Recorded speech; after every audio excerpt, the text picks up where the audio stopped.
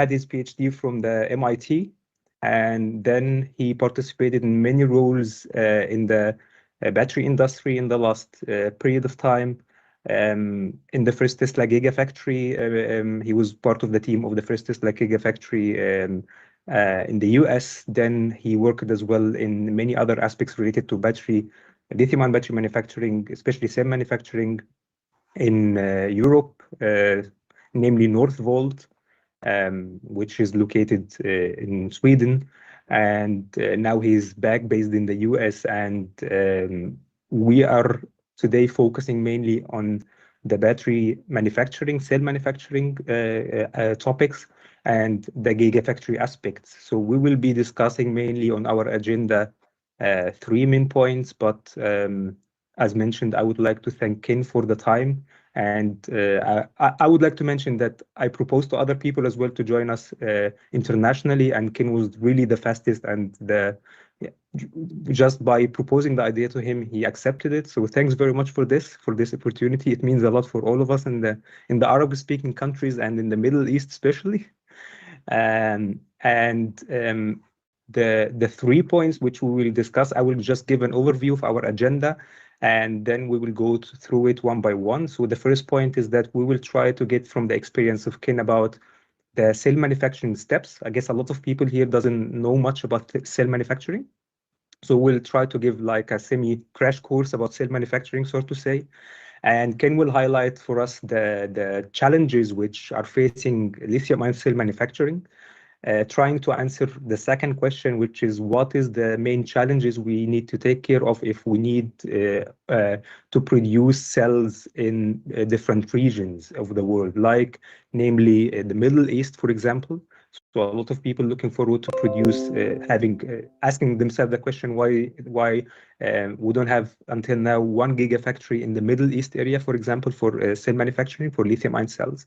And we will try really to jump to the third point of giving a general career advices for the young professionals like myself and the students, whether they are PhD students, university students, of having a career inside the battery world. And Ken was responsible for really hiring a lot of people in the past. So we would like to know his opinion about what he's searching in candidates and trying really to fill the gap. So those are the 3 main points I would like to propose. So again, thanks a lot, Ken, and pleasure to have you.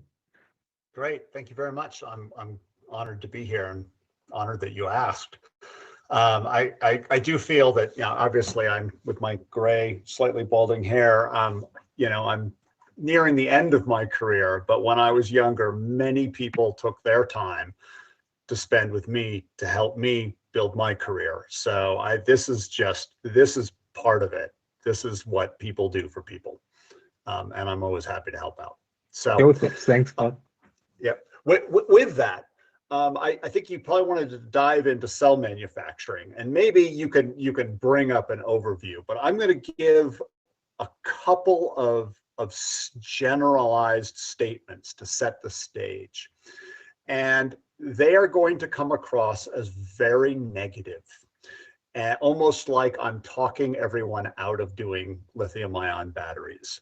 And I say that because I don't want you to think that I think doing battery cells is a bad idea. It's because almost everyone I have ever met who has not been in cell manufacturing for at least a couple of years completely underestimates how hard it is. It is really hard. So I'm going to give you some examples to set the stage. Then we'll get into the technical side. Again, I don't want you to take this as extreme negativity. Oh, he doesn't think anyone else can do it. Oh, yeah, that's not what I'm saying. Take it as a challenge. Okay, take it as a challenge, but take it as a warning as well. So when we set up the first Gigafactory with Tesla, and the partner for cells was Panasonic, And I was in the cell quality group. So we analyzed, we would tear apart cells, we'd open them up, we'd look at the quality, we'd test cells, and so we had a pretty good idea how different companies' cell quality was. And I would argue, certainly then and probably still, for the cylindrical cell format, there is no higher quality cell manufacturer in the world than Panasonic. Mm-hmm. Not just because they've been doing it probably, well, with all their acquisitions, effectively the longest, but the Japanese are very meticulous about details. That's a culturalist statement, I realize, but it really shows in, from the Toyota production method, right? I mean, they've really refined how a lot of these production processes go. So Panasonic take my word for it, that Panasonic was and probably still is the highest quality and most competent cylindrical cell manufacturer in the world. They come to Nevada. They install manufacturing equipment in a brand new factory. Panasonic's manufacturing equipment is co-designed by Panasonic. So it's not like they're just buying garbage off the shelf. They are buying high-end equipment that their own engineers have co-designed, so they know exactly how it works. They know how all the parts go together. This is why their manufacturing so good, because they're not just doing production on somebody else's equipment. They're doing production on their equipment. I think Hirano makes the coders. They maybe don't design the coders, but the cell assembly stuff. So it's Panasonic co-designed equipment, brand new equipment from Japan. They fly, it was at least 250 experienced cell manufacturing technicians and operators from Japan with translators to help train the Americans. Yeah. The Americans being part of the problem, because I will tell you, Americans, we're not that great at manufacturing. So you have, and I'm not talking they flew over trainers. They flew over, in Japan, the guy who sharpens the slitting wheel that slits the electrode, he's been doing it for 12 years, and is proud to come in every day to do it. I mean, this is the essence of great manufacturing. So they fly like 250 of them over for 6 months to train the Americans. The factory starts up, and this is public record. They then proceed to lose money every single financial quarter for 2.5 years. Wow. How? How is that possible? And the short answer is, making cells is really hard. You don't just buy great equipment, hand workers work instructions, which Panasonic did more than that, pour materials in one end and have cells magically pop out the other end. It is so complex. And really, when they finally got to profitability, which they've been profitable, I think, every quarter since then, I can't tell you what the yields are because I'm not allowed to, but basically it was just a battle of getting their yields up, meaning how much product was in spec versus how much product just barely missed or missed specification at any particular step. And every single step of the cell manufacturing, of which there are probably thousands, every one, there's a team battling, with an axe or a hammer, trying to hammer down, get the yield up and figurative hammer, not hammering, but really working to get yield up. And it wasn't like they just solved a problem and were profitable. It was hundreds of problems. Not because the equipment's bad, not because Panasonic doesn't know how to make cells, but really, you had new people on equipment. They got training, but there's this knowledge that really helps. And I think part of the mistake that people make in this day and age is they think everything's very automated, which it is. There's sensors, there's cameras, there's inline x-rays, there's, you know, all this super fancy equipment. And they think that that means that people aren't important. And that turns out to be very wrong. Yes, in an ideal world, we would have robots make everything, but it just doesn't work that way. So another example, then let's take, and this is hearsay, meaning, well, let me translate that. This is what I've been told by somebody who was told something. So this may or may not be accurate. But from what I heard, LG Chem, when they set their plant up in Poland, LG Chem, by the way, also a really experienced, great battery manufacturer, and they set their plant up in Poland. They basically had the same problems. Not necessarily the exact same technical problem, but they had yield problems for the first 2 years because new employees on a new line. And then you look at startups, of which I've worked at several, and guess what? They also have problems. And it's not because they're startups and they don't know what they're doing. And that's what people seem to think, is they say, oh, these startups, you know, they don't know what they're doing. But it's interesting to see the established manufacturers also struggle on new factories. It's really across the board. I think as we build more and more of these, we will learn how to learn and we will get better at it. But with that sort of dire warning, let's dive into cell manufacturing. Yeah, but before we dive into cell manufacturing, this is very interesting, 2 examples, because the first thing, let's take the first. I have few comments on this two stories about Panasonic and LG. So I guess you meant when they fly to Nevada to build up the first Tesla factory, right? This was in cooperation with Panasonic. So they had to fly, you said 250 Japanese people plus minus.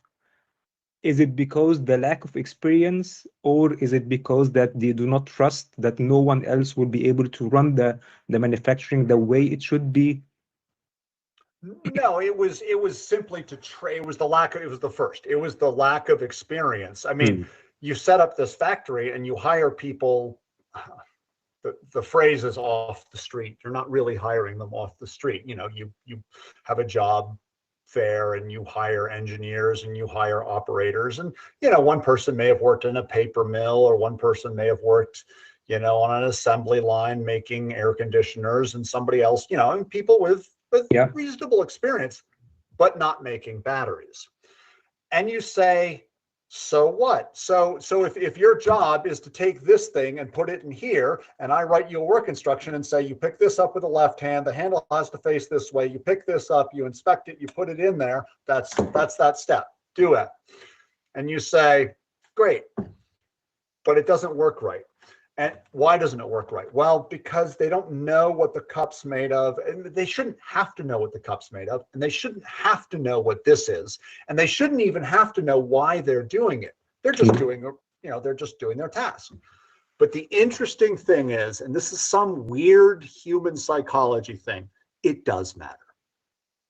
It really does matter that your people have to understand why they're doing what they're doing. On paper, it doesn't matter, but in reality, you get better quality, better yields, better output when the people who work on your production line, or the engineers or the designers, understand the motivation of why. Now, look, anybody on this call clearly cares, right? So you've got the intent, but you also need to understand, you know, let's say you were an engineer and you were the engineer in charge of mixing. Okay, so you're a production engineer, and we'll dive into production in a moment. You're in charge of mixing. Well, mixing what? Well, you make a slurry. You take your electrode materials that are going to be on the anode or the cathode, and you mix them up in a slurry, a wet slurry process. And and that happens in a certain order, at a certain temperature, over a certain time period. Some mixes take 4.5 hours to get done, some 6 hours. And you say, well, it doesn't matter because you're a production engineer. The recipe I have says that first I add this amount of this, and then I add this amount of this, and I dry mix it for this long, and then I add some liquid and I mix it for this long, and then I add some of this powder, and then I add some pixie dust, and I mix it for this long, and then I measure my properties with a complex rheometer, and I get these properties to prove that my quality is good, and then I can send it to the next step. I am telling you that's not good enough. Because if that process engineer doesn't understand why these get mixed dry first, why then the liquid is added, why this other thing is added, and you have to wait before adding the other thing. If you don't understand why, it makes troubleshooting really hard. It makes it just doesn't work as well. Your yields aren't as good. And when that engineer and the operators, especially don't undervalue your operators, when they understand why, then they are cued in saying, well, that doesn't look right. That doesn't look right. And they catch stuff. But if you treat them like little chess pieces that just are supposed to move from one, oh, this is a pawn, they only move this way. Oh, this is a rook, it only moves this way. And you treat them like that, you're going to get exactly what you deserve. You're going to treat your workers like little chess pieces, and that's exactly what they're going to do. They're going to act like little robotic chess pieces, and they're not going to. How's that saying? French guy, Yvon Chouinard, he had this saying, take care of your people and they will take care of your business. Now, look, we're way off the technological part of what. Now I'm getting philosophical. Let's get away from that. Let's get into the technical. We can have a whole philosophy discussion when we talk about career development. That's right. That's right. Okay, but I'm going to make you pull up something else. Do you have the mixing? I know I saw you had a mixing slide. Yeah, that's right. I have the whole processes here from this nice guide, and mixing. We have to search for it. Operating vacuum, dry packaging. You know what? I can talk it through anyway. But the mixing, the coating, and the drying comes before calendaring. Okay, so. Actually, let me ask you a question. Is everyone on this call probably read in enough on battery manufacturing that they know what an anode and a cathode is? Because I can explain it pretty quickly. You can do this. Feel free to do it. Okay. So you all know that a battery, you can charge it and you can discharge it, and I'm speaking in generalities, so there's always exceptions to what I'm going to say, but in general, take what I'm saying as faith. There are exceptions, so some things I say won't be exactly accurate. So a battery cell, think about your little, I wish I had one, maybe let me hold on. Okay. No, I can't find it. I was looking for like a little AA battery cell, right? And there's a little dot on the top that's the positive, and then the whole can that's covered is negative. Yeah. Negative what? You know what? You don't need to be an electrical engineer. There's two sides. There's a positive side. There's what we call by convention the positive side, which is going to be the cathode, and the negative side, which we're going to call the anode. And new people mix this up. Well, here's your way to remember that. Some people like cats. If you like cats, you're positive about them. Therefore, the cathode is the positive electrode. That's a very nice way to remember it. Because even me, I used to make them for a long time, but then I had to remember it, in a certain way, that cathode is the positive and anode is the negative, Yes. But this is the nice I'm not saying you have to like cats, but some people like cats. I like cats. And if you like cats, then you're positive about them. That's the positive electrode. The anode is the other one, so it must be the negative. Okay. The cathode, let's start with the anode. The anode, the negative one, in a lithium-ion battery, again, there's exceptions to this. There's so many exceptions, is generally made with three types of components. The main anode component is graphite, okay? And that can be synthetic or natural, that's mined out of the earth. A conductive additive, like this is where people get into carbon nanotubes, or they'll be looking at carbon black, or conductive additives to help electrical conductivity, and a binder. By binder, which is the term in the battery industry, glue. You got to glue it together, right? And then the anode is then, so these things are mixed into a slurry so that they can be coated onto an electrode sheet or foil. In other words, you've got this chemistry going on in your anode material, your graphite, your conductive agent, and the binder that holds it all together. But how do you get the the electrons in and out? So you could see on the left side of this, you've got the graphite layer, and then you see those little E's with a minus on the left-hand side going out. Well, those go out via basically a foil. And in the case of the anode, electrochemically, it happens to be copper. On the cathode side, and what it says there is LiMo, which means a lithium metal oxide. M could be cobalt, it could be manganese, it could be iron phosphate. Well, actually, that's different. That's not a metal oxide, it's phosphate. But again, there's exceptions. It could be nickel, manganese, cobalt. It could be nickel, cobalt, aluminum. It could be, anyway, it's a metal oxide. So in a corollary to the anode, in the cathode, you have this lithium metal oxide, sometimes a conducting agent, and a binder, a glue. Now, there's many other things you can put in there. Now, the cathode foil is aluminum. The anode foil is copper. You know how you're going to remember that? Copper starts with C, it goes with anode, which is A. Cathode starts with C, it goes on aluminum, which is A. In this case, C goes with A goes with C. Yeah, that's exactly how I do remember it as well. That's exactly how. You're never going to forget it now that I've said that. But if you try and just blindly memorize, the cathode, is that copper or aluminum? And I can't remember. It's reversed for the letters. Now you will never forget it. So going back to mixing, the first step. Well, actually, no, you can leave that. Sorry about that. Go back to that one. Let's just finish up with what a battery cell, how a battery cell works. So you've got your anode is your negative electrode by convention. Your cathode is your positive electrode. People like cats, it's positive. I'll keep repeating that.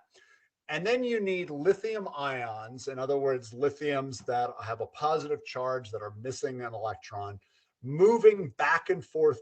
They literally physically move back and forth between these two electrodes. But one of those electrodes, the cathode, is positive, and the other one, the anode, is negative. And if you put them together, just like if you put a piece of metal shorting out your battery, they'll short and you'll get sparks and a fire, and it won't work. So you have something in between it called a separator, which you can see in the middle.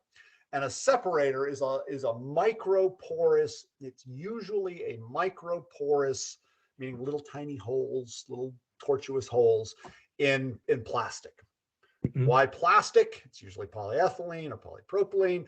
It's plastic because that electrically isolates the cathode from the anode. So you have a cathode, a separator, and an anode. You can squeeze those together and the cathode doesn't short circuit to the anode. But the lithium ions can't just hop through air. So you usually put in an electrolyte. In the majority of cases, the electrolyte is a liquid. It's an ionic liquid. If you could go look up electrolyte on the internet, pull up a safety data sheet, which you can find from somebody. You'll see about 5 different ingredients. There's usually like 12 because there's a bunch of trade secrets. It's a mixture of organic solvents. Why do I say that? I'm not expecting you to know what an organic solvent is. Organic solvents are flammable. An organic material is well, you know what else is organic? Gasoline is organic. Okay. And gasoline burns. And organic solvents in general are flammable. Polyethylene is a plastic. Think of it as frozen gasoline. It'll also burn. It's just not quite as explosive like gasoline. So the electrolyte is primarily usually flammable, depending on the electrolyte you use.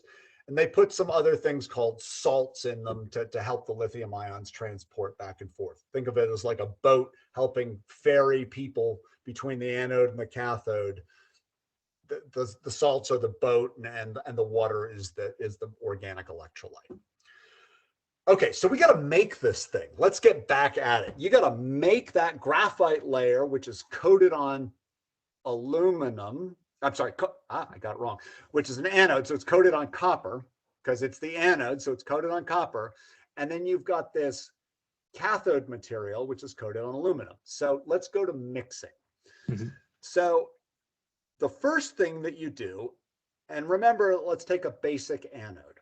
I said that the anode is graphite, a conductive agent. You're talking very little bit of conductive, 0.5% by weight, 1% by weight, maybe 2%. See, primarily graphite, a conductive agent, and a binder, aka the glue. Standard glue, the standard glue in an anode, and again, always exceptions to this, are carboxymethylcellulose and styrene butadiene, a low molecular rubber. Why two different glues? Well, it turns out that one of them, the CMC, is good at cohesion, which is gluing the graphite to the graphite, and the SBR, the styrene butadiene, is good at adhesion, gluing that whole thing to the foil. It's the anode to the copper foil. But there are other binders and other binder combinations you can use. Now remember, you want to use as little binder as possible, because binder, the only thing it does is glue things together and then take up space that doesn't help you with a battery being a battery. So you try and minimize that.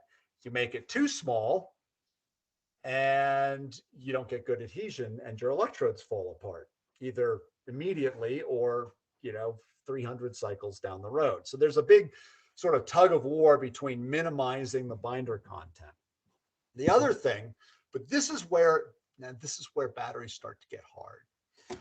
So you say, okay, well, Ken told me I got three things. I got graphite, I got a conductive agent, and I got binder. Oh, but the binder's really two different binders. Okay, so I got four things, and then I need to mix them all together. Do I dry mix them, or, well, no, I need to put them on something that I can coat. So you use water. So you put in water, and you think like, well, if like I'm baking a cake or I'm making bread or something, just put all the ingredients together and just mix them up. Yeah, except that doesn't work. You get really bad batteries when you do that. So there becomes a whole, it's not just science. There's a lot of trade secret and intellectual property that different companies guard very carefully about what order you mix what and how long it has to mix. Because remember, for instance, the CMC is really good at binding the graphite to the graphite, but the SBR is good at binding all of that to the copper electrode. And if you mix them in the wrong order, it doesn't work as well. Your tests will come out the same. Your viscosity tests, they'll be the same. It looks the same. It's a big, dark, black, gooey, liquid mix. But when you get to the end cell, the performance is totally different because you mixed it in a different order. And you're going to say why. And I'm going to say, look, we could go into it, but we'll never get through everything. My point is, and yes, there are scientists that figure out this order works for these ingredients, and the workers on the battery line, you should just hand them their instructions and say, put this in for this long, and put this in for this long, and put this in for this long. And I'm telling you that those people who do that, if they understand why you put one in first and why you put the other one in next and why you mix for a certain amount of time, your production goes better. It's that human element. So the next thing that you do, now that's the anode. The cathode, I don't want to get too detailed. Electrochemically, in a lithium-ion battery, carboxymethyl cellulose and styrene butadiene rubber, those things that were soluble in water, are not electrochemically stable on the cathode side. In other words, electrically and chemically, they chemically break down because of the electric potential. So you really usually use a fluorinated binder. It's got fluorine on it, which makes it really expensive. But those aren't soluble in water. So now you can't use water as your solvent. The other thing is that if you're making a high-end NMC battery, lithiated nickel manganese cobalt is very reactive with water. So you do this in a dry room. So you can't use water for that reason either. So they usually use NMP, which stands for N-methylpyrrolidone. It's a little unfortunate that NMP sounds like NMC, which is nickel manganese cobalt, but yeah. NMP is a solvent. It is like diesel fuel, not technically flammable at room temperature. It's a great processing solvent. It's not reactive, it's not very reactive with anything. It has a very low vapor pressure. It's great at suspending various types of particles. It's really wonderful, except it's super hazardous to humans. Kind of like lead is great for plumbing connections, except that it's toxic. Like asbestos is an amazing insulator, but is really bad for your lungs and causes cancer. NMP is an amazing processing solvent, but it's really dangerous. So you've got this really dangerous chemical in your anode. You've got water in your cathode. You've got water in your anode. You've made your slurries. They've got their glue. They're this mixed up goo.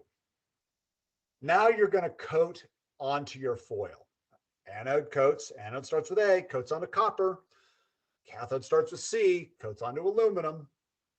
And what happens is there's many different coating techniques, but think of, you almost, extrude is the wrong word, but you have these slot dies usually, and you pump this fluid out and dispense it while the foil is going through this long system. And that long system takes the bare foil, wraps it up through, gets coated with a thin layer, and then that gets run through drying ovens, because you need to now get rid of the solvent now that you've coated it. So when you're drying the water, you just evaporate it. And when you're drying the NMP, because it's toxic and expensive, you need to recover it. So there's different recovery systems. This is millions of dollars in expensive equipment. You need to recover it and then re-refine it. So now you're running a chemical refinery to refine NMP, which is, again, causes birth defects. It's super hazardous to humans. So everyone's wearing face masks and respirator cartridges. The interesting thing, and I'm not going to throw out all the problems that happen at every stage, but drying is a great example of how complex this is. And this is where science becomes super important. So you think, okay, so I've got this wet slurry, I've coated it on this thing, it's got a bunch of binder glue in it. I just need to evaporate off the water in my anode, and then it'll all be stuck together. And the answer is, yeah, that's true. If you dry it too fast, though, what happens is the water is coming up to, you have this, think of having this layer of wet electrode goo on your foil. And as you're evaporating it, it's only evaporating from the top surface, right? It's not evaporating through the foil. So you have this transport problem where water molecules are moving up through. And what they do, because the binder is dissolved in them, they effectively drag the binder up with it. And if you dry your electrode too fast, all of your binder, your CMC and your SBR in this case, when you're finally dry, most of it's up at the surface and not a lot of it's down at the bottom. And if your SBR is moving up through up to your surface, well, the SBR is what holds your electrode to your foil. So now you're going to have delamination problems. Mhm. And if you move too much of your CMC up to the surface, then your regular electrode doesn't hold together very well. Added to that, now your top layer surface of your electrode has a ton of glue in it. And now your electrolyte doesn't wet well, your lithium ions don't move in very well. And so the drying regime is super important. This is why your drying ovens are sometimes 70 meters long. 70 meters is a long drying oven. Yeah, that's right. And then you say, okay, well, we'll make a really long drying oven, and that's really expensive. Oh, by the way, it's got to be in a dry room because you can't have any water vapor around. Well, for the anode, obviously you can, but for the cathode, you can't. Okay. So let me stop here because you mean the drying is in a dry room? Well, the ovens usually are sealed and don't go through a dry room. And then, so for the cathode, the rolls that get coated are in a dry room. Dry rooms are also very expensive. That's right. Then it goes into this oven, which is usually not in a dry room. Mm-hmm. And then it goes back into a dry room to get rolled up. Mm. But does old manufacturing, because before jumping coating, I'm not talking about LG-Chem and Panasonic. I'm sure that they are doing it in a dry room. But does all the batteries which we have in the market really tries? There is any standard to say doing this in a dry room? To my knowledge, there is not. And there are problems which happening because of not doing the process in dry rooms, to my knowledge. That is true, but there are, like I said, there are always exceptions. For instance, LFP, which is iron phosphate. It's a different type of cathode. There are many manufacturers that actually do their cathode using water. They do an aqueous process because two reasons. You say, wait a minute, Ken, you just said you can't do aqueous for the cathode for two reasons, because you need a fluorinated binder to be electrochemically stable. And secondly, your lithiated cathode is too sensitive to water. Mm-hmm. And then I say, yeah, but LFP's voltage is lower. So guess what? You don't need a fluorinated binder in the cathode because the voltage doesn't go up as high, and LFP is not as sensitive to water. So in the case of LFP manufacturing, you can use water as your solvent for your cathode. There's always exceptions. Mm-hmm. And if you're really quick, you could also get away with not doing it in a dry room. Okay. Right? I mean, how much water exposure is too much? Well, this is not digital. It's not like, oh, too much, oh, too little. Mm-hmm. No, if you expose it to some moisture in the air, what happens? Well, you get some lithium hydroxide, you get some metal oxides. So what? Well, your capacity goes down. That water in there will also react with form the salts in the electrolyte that'll form hydrofluoric acid, which degrades your anode and your cathode, and your capacity is less and your cycle life is less. And yeah, it's not like the cell dies. It's not like the cell explodes because it was exposed to water. It's just not as good of a cell. Yeah. That's the main point which I wanted to make is that you said dry rooms are expensive, and anyone who works in a dry room, including me, knows that they are expensive. But let's because there are some audience as well who doesn't know what is a dry room. So let's give a quick definition for it, please. So what are the conditions in a dry room is? So in a dry room, well, you can define it how you want. In general, the industry standard for a dry room for manufacturing lithium-ion cells is something that has a dew point, and I'll get to defining that, at the dry room temperature of minus 40 C.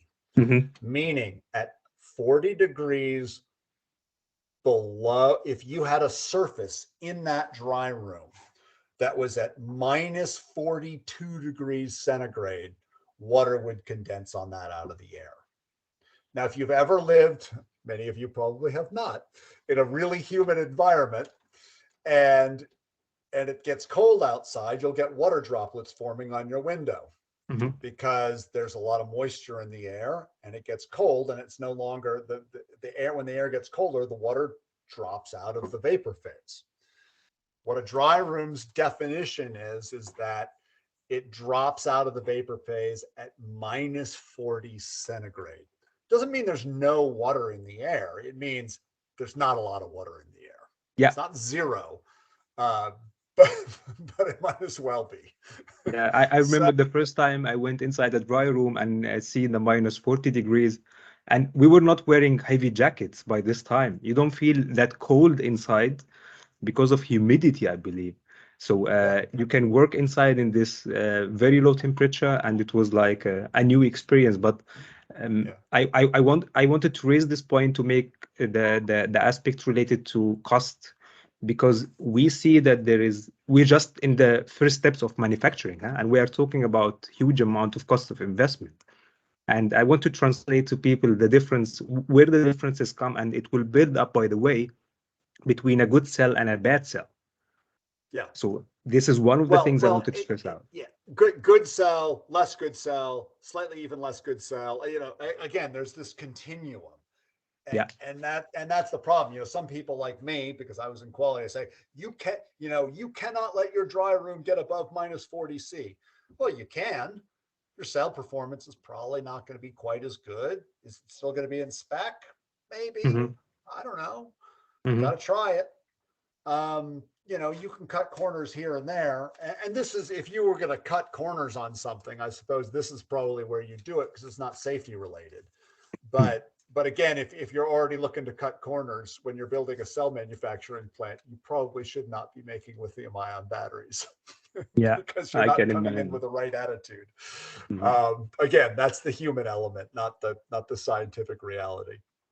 Yeah. So, you know, and look, the drawing's complicated because, you know, I said it's called binder migration if you dry too fast, but you can actually dry fast at the beginning when it's really wet, and you can dry fast at the very end when it's all stuck. There's 4 phases of drying, and you can dry at different. So you got zones in your oven, and you can adjust the different zones, and depending on your foil speed and the length of your oven and what your binders are and what the size of your particles are, you can change your drawings. You know, it's super complex.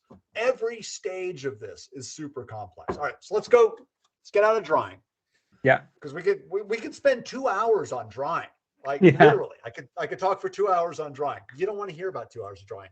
And I'm not trying to scare you by telling you how complex it is. I'm trying to demonstrate that this is a very complex process. But what that means is there's lots of space for you to become an expert in an area and be super valuable. Like when we get to the career side of this, right? It's not like you're injection molding a plastic thing and there's 20 million experts out there and you have nothing to bring to the table. No, we have an industry with a super complex set of problems, and you could become an expert in any one of them. That's right. Or helpful in any one of them and be helpful. No one person, certainly not me, understands all of these processes well. Exactly. And this is a very important message, Ken, because people think that we will discuss it in the career part, but just a quick comment on it. The mentality, especially that we have in the Middle East, is that some people in general tries to understand many things and say, okay, we will be good if we understand many aspects of the thing, how it works. There is the culture of specialization or having just one aspect to the depth it needed. So someone who's called a drying expert, you will not find rarely those people in the Middle East area, but it's easy to find them, for example, in Germany, in Japan, in the US, in specialized nations. You will see people who are really spending 10, 20 years doing the same thing again and again, and just every day they get just a little bit of step. And if you ask them about coating, they will tell you, I don't know the answer, even that if they know it, but they will never jump out of their specializations. So this is as well something which is, it's like not a common sense culture, I would say, in the Middle East, because I come originally from Egypt. But I did see this because I live in Germany. Of course, you know how the German people as well, they are like the Japanese people, they are very specialized. So this is the main culture here. And this is really a very strong message, which we need to deliver to everyone who's hearing us today before jumping to the next one. Sure. So let me get to calendaring. Let's get through this, because otherwise we can go on forever. So calendaring, some people call it pressing. It's the term people use. I use calendaring. Other people I've talked to call it pressing. It doesn't matter. It's basically two giant steel rollers that here we go. That you run through here. Here we have a top roller and a bottom roller. They can be heated, they can be cooled, they can be heated and cooled, they can run at different rates. Generally, you don't do that. And what you're doing is you've coated on this electrode, you've dried it, but now there's a lot of pores left over because you basically evaporated out the water. So it's a little too much like a sponge. And that's fine if you don't care about high energy density. But if you do want to pack a lot of energy into your cell, you need to control the thickness of those. And calendaring is basically you are crushing. I mean, these are big rollers. You are pressing the ever-living snot out of this electrode to a certain level of density. Now you could say, oh, well, let's put more energy in my electrode. Let's crush it even more. Well, then your pores become too small and you can't get your lithium ions in and out. So there's a balance there. If you crush it less, you get lithium ions go in and out faster. It's faster charge and discharge, but you fit less energy, total energy in your cell. If you crush it more, now you can pack more electrode in your cell, but your charge and discharge rate, how fast you can charge, how much energy power you can get out, goes down. So there's a trade-off, and that's all part of the cell design. When you design your cell, that's all considered. And lithium ion cells that go into like a power tool, like a drill, generally don't have as much energy as the one that goes in your car, but they have more power per cell because they're designed for power tools. It's not the same cell. So yeah, that's calendaring. We can just at the end of that, and of course all of these steps have multiple quality control steps.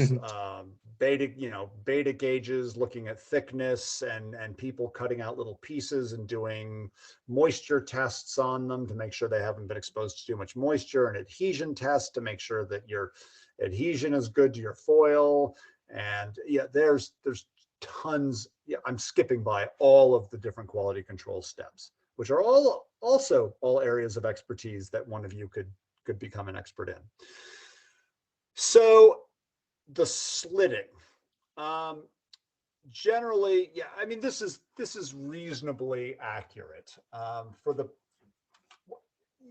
When you're coating, for instance, take that lower lane where it says prismatic and cylindrical, and you see that the coating is actually in little lanes.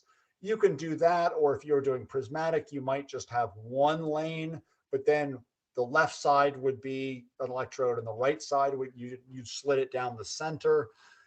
Now remember, when you're coating these things, if those edges, you'll have high edge problems, you'll have low edge problems, you'll have width problems. All of this stuff needs to be in specification. Well, how close does it have to be? Oh, 0.5 millimeter. You're sort of, you better not be off by more than 0.5 millimeter, or you're in a lot of trouble, and it can actually become a safety issue.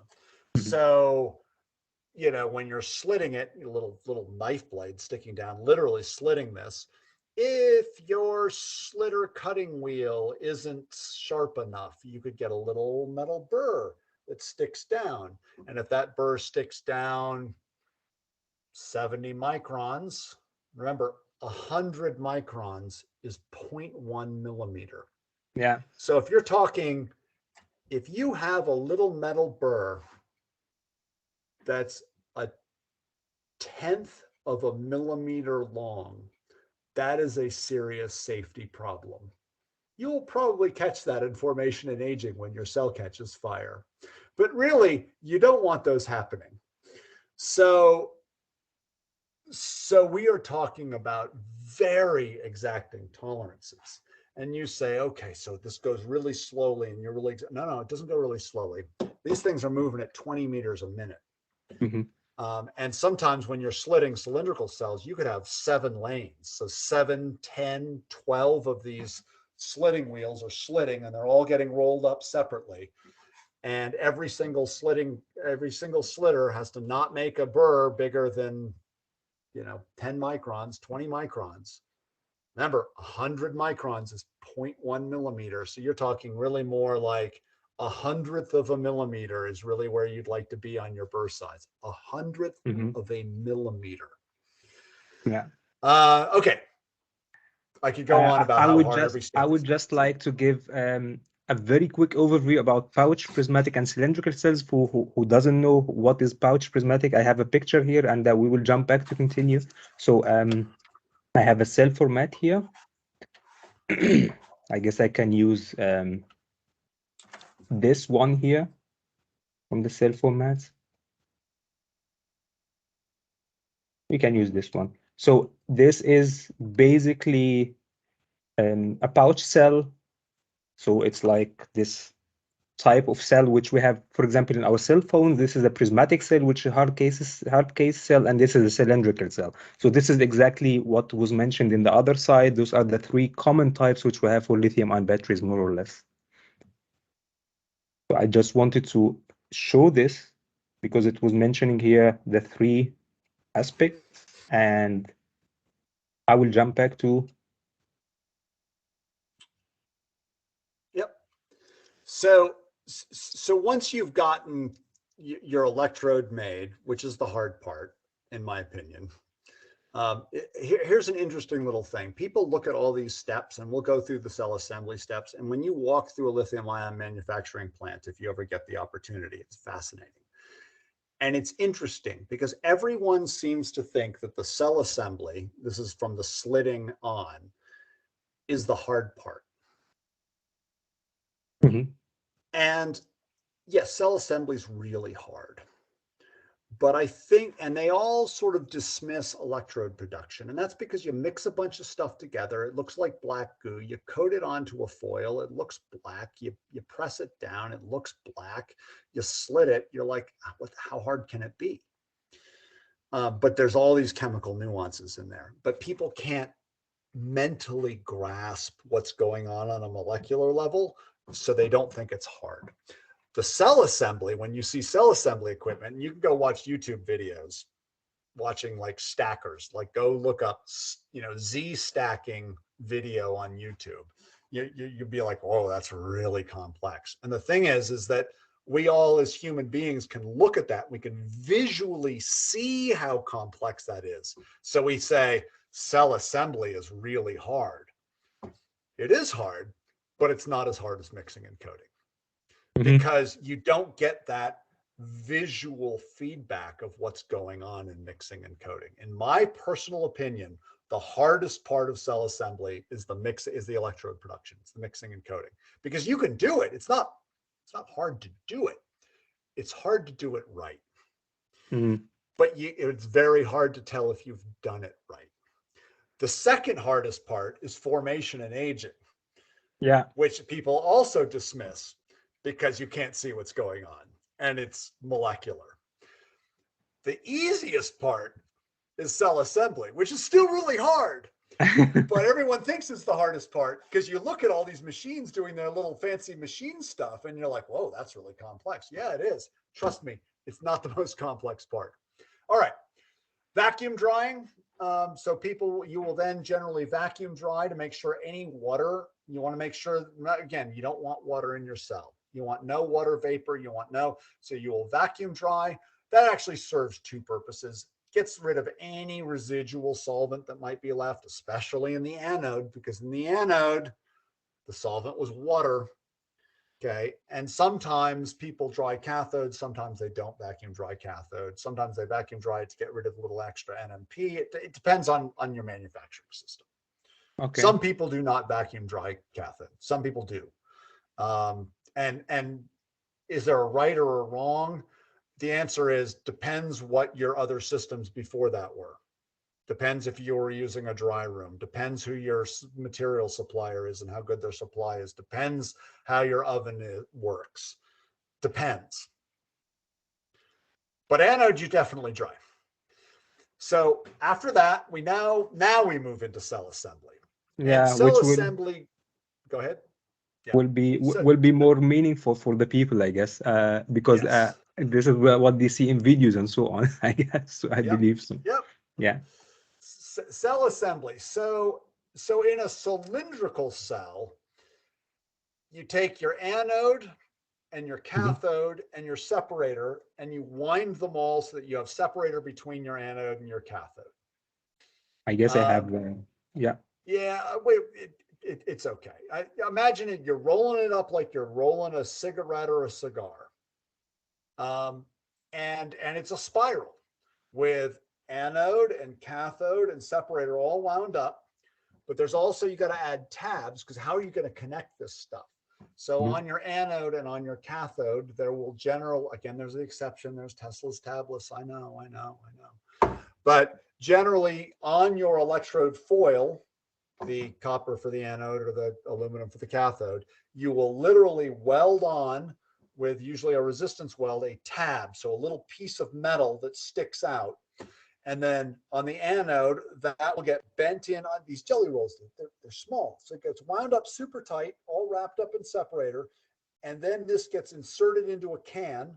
So it gets, wish I had some demo pieces.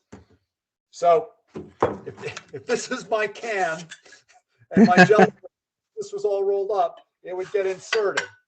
Okay, but I got to connect it. So you'll have a stake down the center, which welds your anode to your can.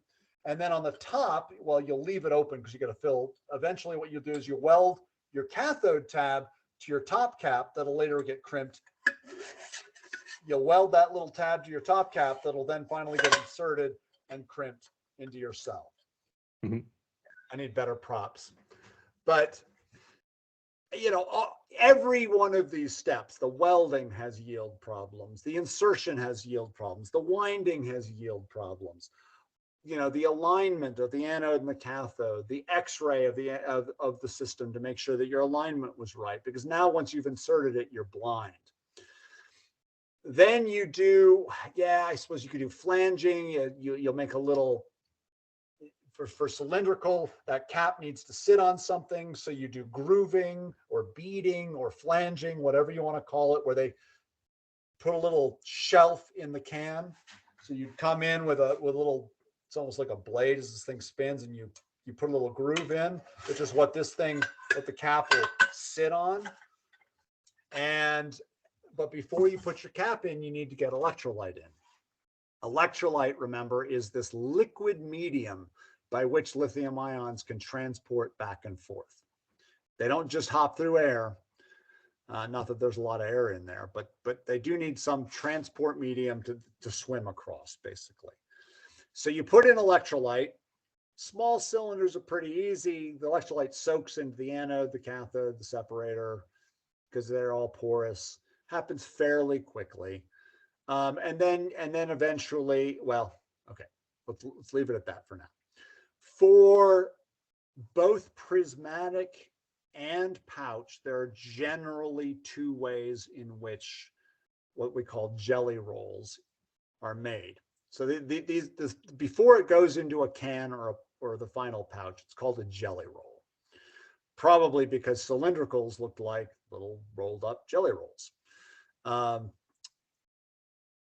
One way that it's done, here's the where it says prismatic. You see it says winding flat. So basically you do the exact same thing. You spin up this wound assembly, and then you flatten it. You smash it down. So that if you can zoom in on like that hot pressing part, now it's hard to see, but you can see that when you smash it down, it's almost ovally, you know, it's because you've collapsed this thing. It's got rounded edges. And that's probably the fastest and the easiest way to do it. The other way that people do it is what you would call stacking. and he's got stacking shown by the pouch, but you can do it for prismatic too. And there's two different kinds of stacking. You can do Z stacking, where basically your separator goes back and forth, and you place an anode, place a cathode, place an anode, place a cathode, like building up layers of a sandwich with separator weaving in between. The other way is some people will take discrete, they'll put an anode, a sheet of separator, a sheet of cathode, a sheet of separator, and they'll stack the whole thing up like a sandwich. Now, how hard can this be? Oh, go watch some videos. Go watch some videos of Z stacking on the internet, and you go, wow, those things are going in really fast. But here's I'll go off on a tangent for a moment. You want to maximize the amount of energy in your cell because you're going through the expense of building it. So you want to fill as much of that volume as you can. There's a failure mode that I don't think we'll get into, but basically your anode needs to be bigger than your cathode, both in terms of how many lithium ions it can accept and geographically. In other words, it needs to overlap. So if you take a cylindrical cell, lithium ion cell, and you discharge it and you get a fume hood and you unwrap it, you'll see that the width of the long anode is wider than the width of the cathode. And if you take a prismatic cell, or the sheets, if you were doing singular sheet stacking, the sheets of the anode are wider and longer than the sheets of the cathode. And that is a safety related issue. And you say, okay, great. So when we stack them, we just need to make sure that everything's centered. You go watch some of those videos and watch how fast those sheets get stacked. And now I'm going to tell you. So you have maybe plus or minus 0.5 millimeter of alignment on all four sides, corner to corner. And you watch these stacking videos, and it's stacking these things at sheets per second with sub-millimeter alignment accuracy. Now, it's not done by a person, it's done by automated machinery. But if it gets it wrong, how do you know? Because that's a safety issue. You will know when the cell. I guess you will know when the cell explodes. Yeah. Oh wait, have I lost you on audio? No, I was okay. I was saying that you might know when it's too late, when the cell really explodes. But we can still hear you, Ken.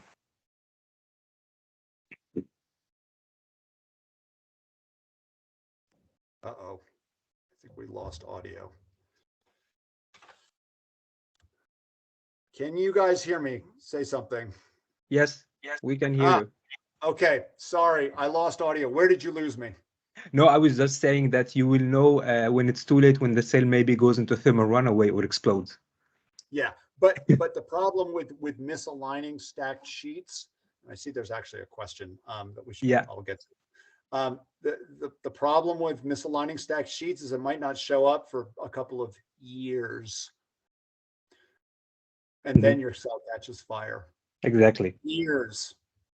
So then you have inline X-rays and inline CTs and all sorts of, anyway, I'm just pointing out, it's not easy. And if things don't get stacked right, you throw away the entire cell. What was the question? There was, I guess someone needs to ask a question. Ali, you can unmute yourself, and if your question is related to this part, please do it.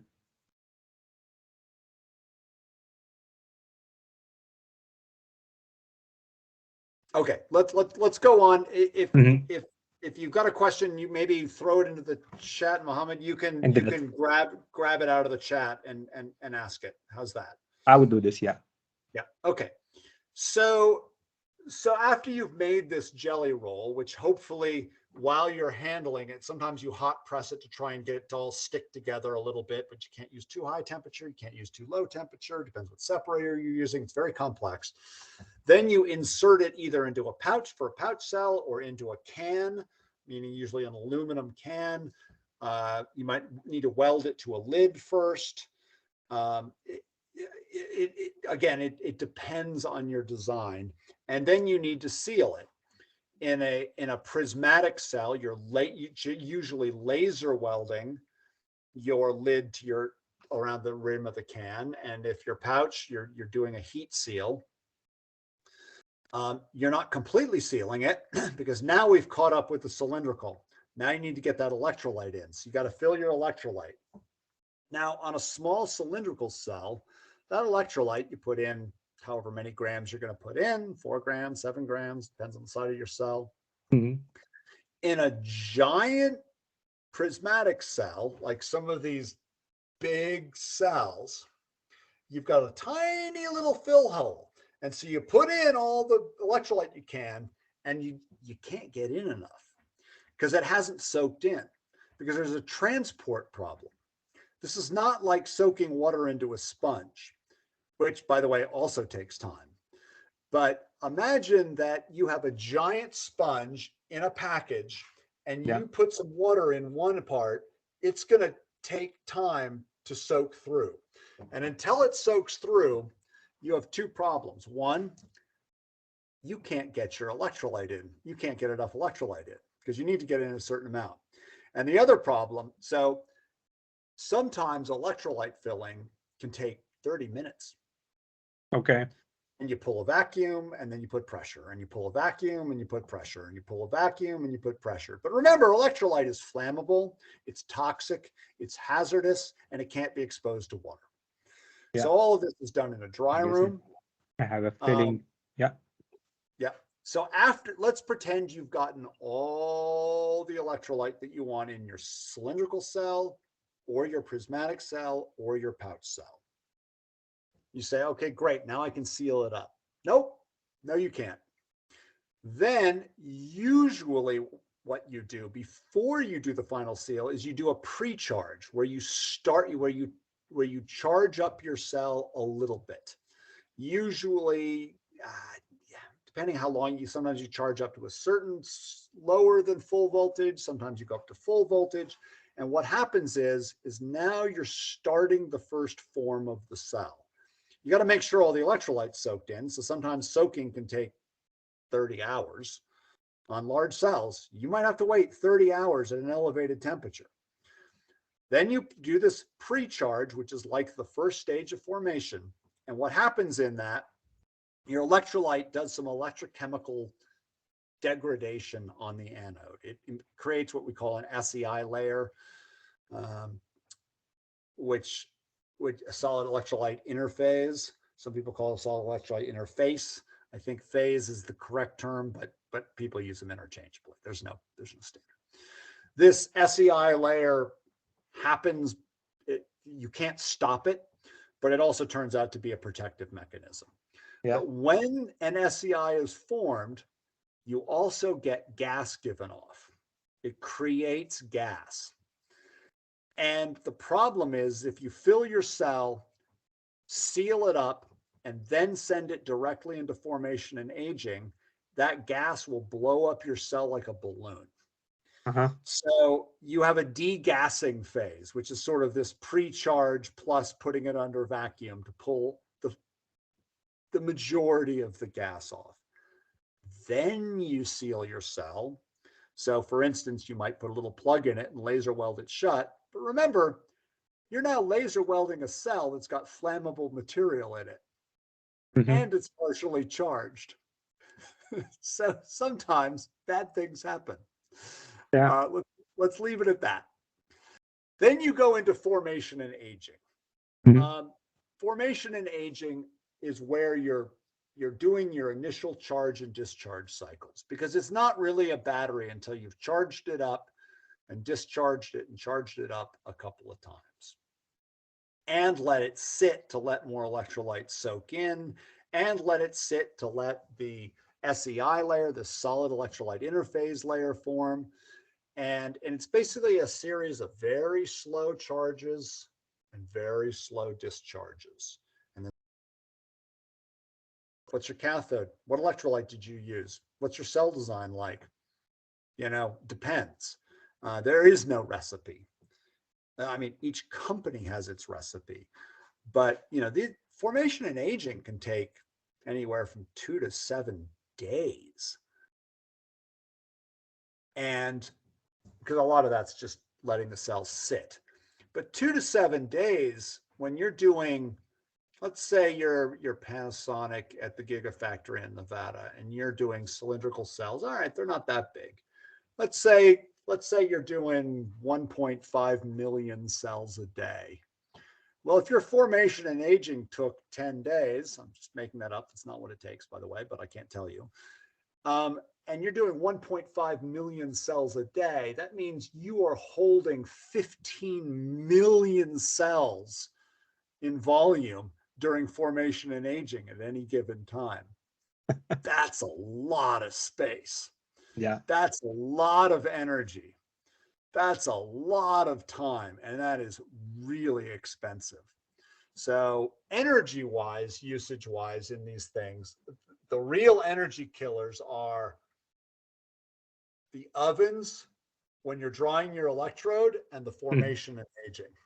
Okay. Those are real energy killers, which is one of the many reasons that people try and site these factories by areas with really cheap electricity.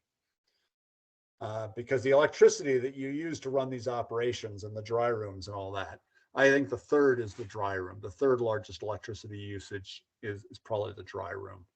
Dry rooms themselves, just dehumidifying. Of course, you use less electricity to do that in the Middle East. That is for darn sure, because your natural air is drier, so it costs less to dry it, right? Yeah. To dehumidify it. And the good thing is that there is sun, so you can build a solar power plant beside your gigafactory. That's 100%. cool, huh? Yeah. 100%. It's like a self-licking ice cream cone. Yeah. So once you've been through formation and aging, there's a bunch of testing. You might wrap your cell. You might put a sleeve around it. Some people don't put sleeves around it. You sort of do a final testing and inspection. There's all sorts of quality control steps here as well before they go out to either your customer or to your next process line. It's you weigh them. Was there enough material? And all these cells get weighed multiple times. So you confirm that you got enough electrolyte in because you know how much your can weighed, and you know how much your jelly roll weighed. You confirm that the voltage is right. You confirm that there hasn't been too much self-discharge, which would indicate you have a short inside the cell. You look at the internal resistance. There's a million things that you check. But you've been checking these things all along. I have completely missed all of the quality steps, which as an ex-quality guy is probably an egregious foul. But we could spend 3 hours just talking about quality checks. And then you package them up and you ship them. I wish it was that easy, because it's not. But yeah, it's not. But before we ship them, I would like to have, because once I heard that from you actually something about formation. It was funny to hear that formation is the phase where a lot of gigafactories get burned, or a lot of cell manufacturers facilities get a lot of fires in this phase, right? So if you have, let's say, a defect in your cell that didn't get caught earlier, maybe a little burr sticking out, and during charge and discharge and formation aging, things swell and they relax and they swell and they relax, and you get that little short, you can get a fire. Now you could say, well, I'm going to have great manufacturing. I'm not going to have a cell defect. I'm not going to have any fires. That's what everybody tells themselves. Everybody gets badly fired. The thing is if you accept that, you don't have to like it. I mean, you obviously try to never have a fire in formation and aging. You try to never have a fire anyway. But formation and aging equipment is set up for this. There's inline, it self-detect when there's a voltage short and it pulls things out, and there's robots that come in with firefighting equipment and robotically spray it down. And there's, good formation and aging equipment is basically predicated on the assumption that at some point, maybe once a year, maybe twice a year, you're going to get a fire. And the key is to just not lose your whole factory. And there have been many factories over in Asia where entire factories have burned to the ground. in the early days of lithium-ion batteries. And then we learned, and we put in firefighting equipment in the formation and aging equipment, and it's fine, right? And I hear that the formation now is like most factories really split it as in a separate building, even the formation and aging, correct? Yeah, you will either put formation and aging in a separate building so that you do not lose your whole building. Although again, with current equipment, you shouldn't lose your formation and aging building anyway. Here's what happens. A cell catches fire. That's okay. There was a defect. Now you're set up for a long investigation, because you don't just go, oh, it caught fire and move on. Now there's this triggers all sorts of investigations, but because you have to figure out why. How did we miss a defect, right? But a fire happens. The operator gets notified.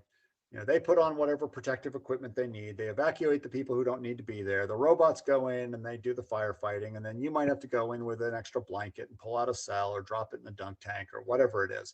It doesn't need to be a reason for panic. I mean, like if a house catches fire, yeah, you should panic and you should run out. Well, you shouldn't panic, but you should run out. But the firefighters run in, right? Because they know how to deal with it, because they're firefighters. That's what they do. But this is fire. Here I go. Yeah, but we have to emphasize here that we are talking about the level of Tesla, Panasonic, and LG Chem. This is the Mercedes manufacturers, huh? So in this case, the firefighters are trained. In this case, you can fight it. In this case, you can do it. But unfortunately, we see in many countries, especially in Asia, India, and this region, there are disasters which happening because of manufacturing problems and people not dealing with fires in a good way in the facilities, or thermal runaway along the street. But I guess I wanted to emphasize this formation point because I remember it was one of the things I had in mind since I heard it, that it's not an easy phase to be done even. And the second question which I have is that some people, I heard that they get dry cells from a manufacturer, maybe an Asian manufacturer, Chinese manufacturer, and they do just the last phases. So is it feasible to do this? So just to relate my question to the process, they just get, I guess, to this phase here as a cylindrical cell, and then they do the electrolyte filling and the formation and everything, sealing, cleaning, and so on. Sure. Yeah, there's companies that do that. It depends how you split up your manufacturing. There's companies that start at cell assembly and they just get coated electrode rolls from a manufacturer. It depends how you want to set up your operation. I do want to say one thing just so I don't get misinterpreted. I am not being flippant. I'm not being casual and cavalier about cell fires. When a cell fire happens in a formation and aging, and it will happen, it's just a fire, you deal with it, but you are trained to deal with it. The fumes given off by a burning lithium-ion battery are super dangerous. The people dealing with it are wearing full face mask respirators and protective equipment. If you have, and I say that because if there's, you've got a e-bike or a e-motorcycle, and the battery catches fire in your house, do not breathe those fumes. That is not a standard fire. Yeah. Okay. So I want to be super clear. I'm being a bit, oh, don't worry, it's a battery fire, happens all the time, formation and aging. Well, yeah, asterisk, if you have the right equipment to keep yourself and your coworkers safe while you're fighting it. Yeah. I'm not saying, it's a battery fire, don't worry about it. Just go pick it up and roll it up in a blanket. Because if you breathe those fumes, you can permanently damage your lungs. Permanently. There's no hospital that can do anything for you. And you will have breathing problems the rest of your life. Super serious. Yeah, that's the point. Thanks a lot for emphasizing this, because I always say if you see white vapor comes from outside of the battery, you have to run fast. If it's black, you have to run, but not very fast. So this is my code, which I always use. So if it's white, you have to run very fast. If it's black, you have to run as well, but in a lower speed it's allowed. So people really have to have the right way to do it. And in factories, in gigafactories, for sure this will happen. I just want to ask about this cleaning stage here, because I guess I did not exactly understand how important is it to clean the cell. Is it does it have to be done as well accurately, or it just yeah, okay. there's the cleaning. Well, the cleaning / washing. So you remember, you usually get little bits of electrolyte residue on the cell, and so you need to wash those off. So they'll literally wash a cell in water, sometimes water and detergent. It depends who's buying the cell, what level you clean it to. It depends if you're self-consuming it into a module via robots and how much you need to clean it. Electrolyte residue can be corrosive. Well, first of all, it's hazardous to humans, so you want to wash it off. It really is good. How much and how you clean it really depends on who you're selling it to and how they plan to use it. Okay. Yeah. I mean, the general assumption in a battery factory, even on a finished cell, is you never handle it without gloves. Mm-hmm. That's just, you probably could pick them up with bare hands and be fine, but the problem is that always true?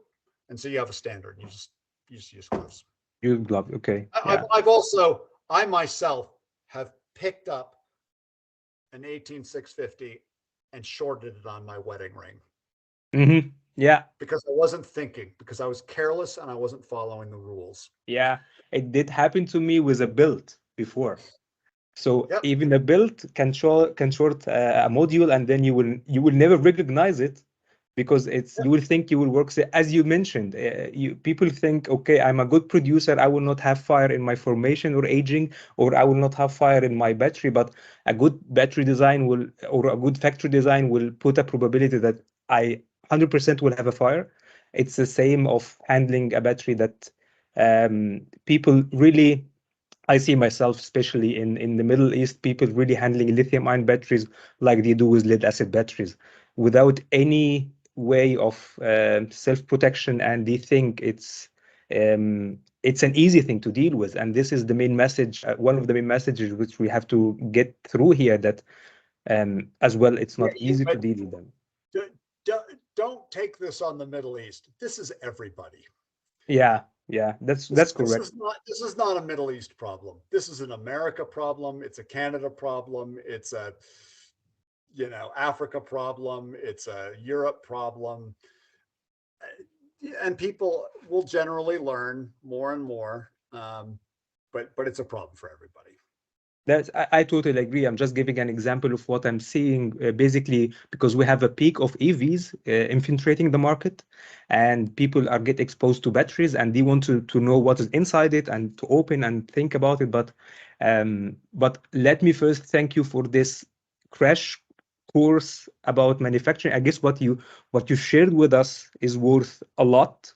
Really, it's really worth a lot to have such an overview of manufacturing step by step for different types of cells. I guess the people working in the industry will know how valuable it is to share such a knowledge. And I will open the space always for questions. If there is any question or anything related to the process which we did go through, even if there are questions online, we can take them.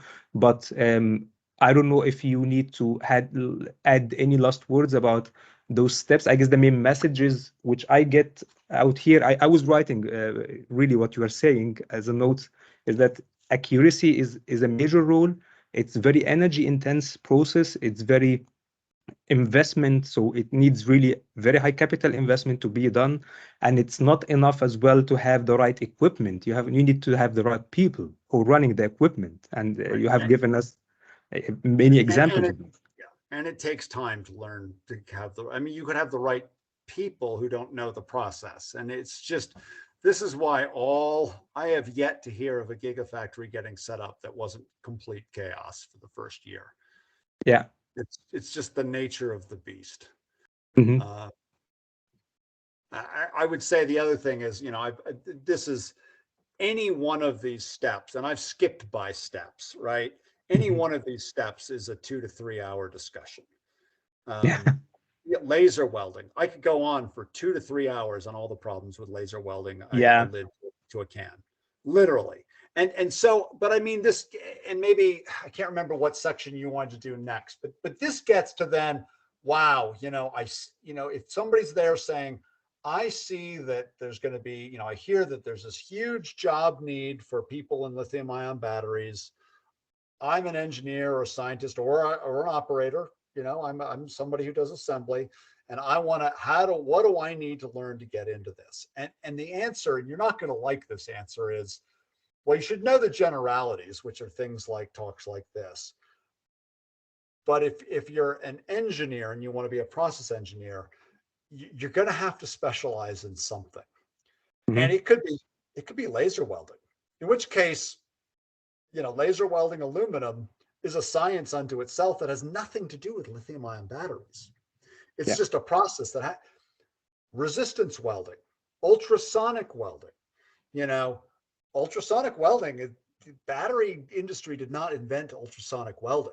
They just happened to use it, right? Roll-to-roll processing.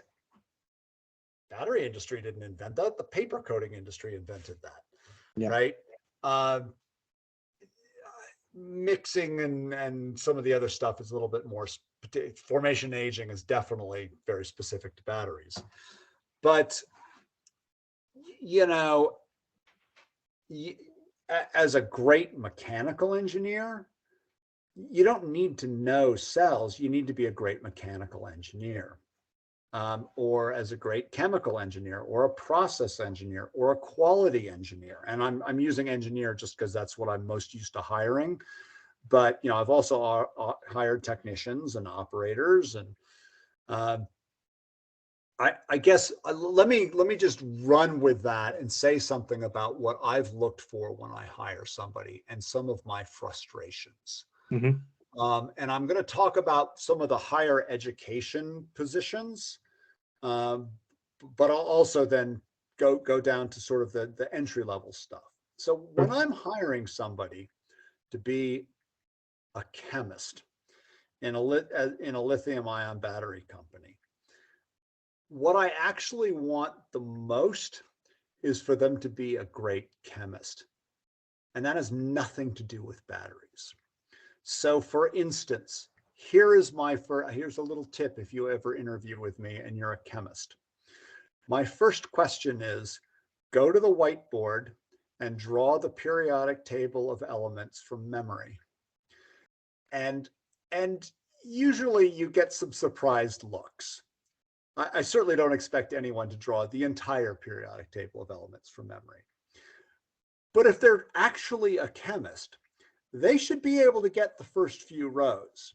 But I'm a nice guy, and usually they'll say something like, well, we weren't required to learn that. And my thinking that I don't say out loud is, I don't care what you were required to learn. Do you love chemistry? Because if you loved chemistry, if you're a chemist because you love chemistry, you would have memorized a couple of rows just for because of that. So then I say, okay, that's fine. Then go draw the shape of the first 3 or 4 rows of the periodic table of elements using electron. That they should know. Now, there may not be any chemists on this. There's the 1s, the 2s, the 2p, the 3s, the 3p, right? And those have 2 electrons, and the s has 1 pair, and p has 3 pairs, and sort of 6 electrons. And by doing that, you can actually draw the periodic table of elements. That big little thing that looks like a little hexagon thing. Yeah. Like that isn't just somebody randomly ordering them in the order they were discovered. Like there's actually meaning to that table, and that meaning has a chemical basis that is the core of chemistry. And so when I interview a chemist, I don't give a damn if they know lithium ion battery chemistry. Mm-hmm. I can teach them lithium ion battery chemistry. If they're a great chemist, they can learn lithium ion battery chemistry. If they're a great chemist, they can learn anything. But if they've just studied up on lithium, how an anode and a cathode works, I'm happy for them. I mean, it makes my job easier. But what I really want is a good chemist. If I'm hiring a chemist, I want a chemist. Same thing with mechanical engineer. Mm-hmm. If I'm hiring somebody to be a their main job is to be a mechanical engineer, I actually don't care if they know all the steps of lithium-ion battery manufacturing. I don't even care if they know an anode from a cathode. What I do care is that they know mechanical engineering, and they know what Moore's circle is and von Mises's criterion, and can draw a stress strain curve, and can tell me what the force equation of a spring is. And, you know, I'm not a mechanical engineer, so I'm at the end of the questions that I ask, but a great, and we're talking just engineer for now, a great engineer, mechanical engineer, if they've been working on combustion engine blocks, will be a great engineer working on production equipment for lithium-ion batteries. They'll be a great engineer for design, you know, for CAD modeling, computer modeling a shell of a lithium-ion battery. Yes, they will need to learn lithium-ion batteries. That is true. That would be very helpful, and they will have to learn it. And the less they have to learn on the job, the faster they come to speed. But if they're not a good mechanical engineer, it doesn't matter how much they know about batteries. They're just not a good mechanical engineer. And if I'm hiring a mechanical engineer, if I'm hiring somebody to do mechanical engineering work, I want them to know that. So this may not be what people want to hear. I mean, yes, if you're interested in batteries, you should certainly learn about all the steps of batteries. Why should you do it? You should do it because you're interested in it, right? That's right. You should do it because it's what you want to know and you're curious, and that's awesome. When I am hiring somebody to be in a particular position, I want them to be good at that core skill set. So a bad quality engineer who's worked at a battery factory before is not helpful to me in comparison to a great quality engineer who doesn't even know how to spell battery. They've been maybe working in the pharmaceutical industry, you know, on drug delivery quality. The principles of a quality engineer are the same. Now, they're going to have to learn about batteries. They're going to have to learn about what's important and what quality metrics are important and what's important to quality. And but the fundamentals of how a quality engineer does quality,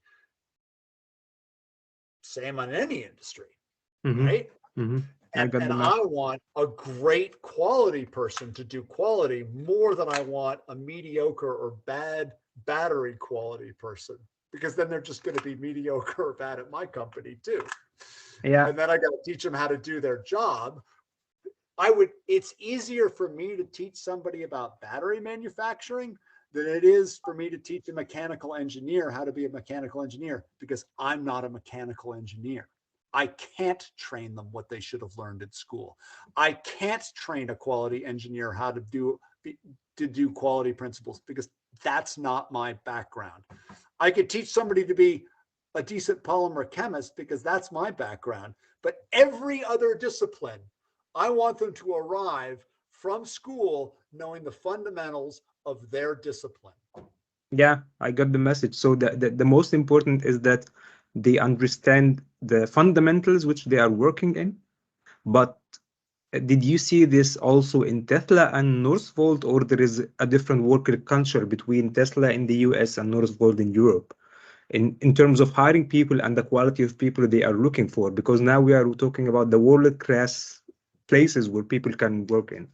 Well, I think it depends more on what you're hiring for. So when I started at Tesla, I was in the corporate office where all the sort of the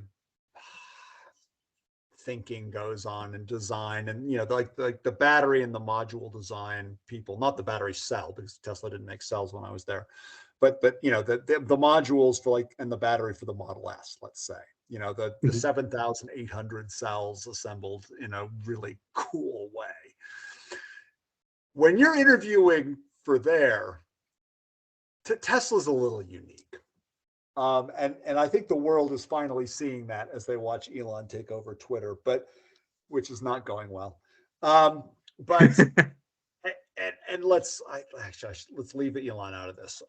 But the core culture at Tesla is you will be excellent or you will not get a job. And if you somehow get a job by not being excellent, you will not have a job within 6 months. So Can you please repeat this again, because I did not catch it? So the work culture is you will be the absolute best of the best. okay. Now, this is for the high-end design team that's designing the next car, designing the next heat pump, designing the next seatbelt system, designing the next autopilot. Like they really are the best. I will give you an example that actually includes Elon. One person, a friend of mine, was trying to hire a mechanical engineer in the corporate office. The kid went to a great school, but not Stanford or Caltech or MIT, but he was super smart.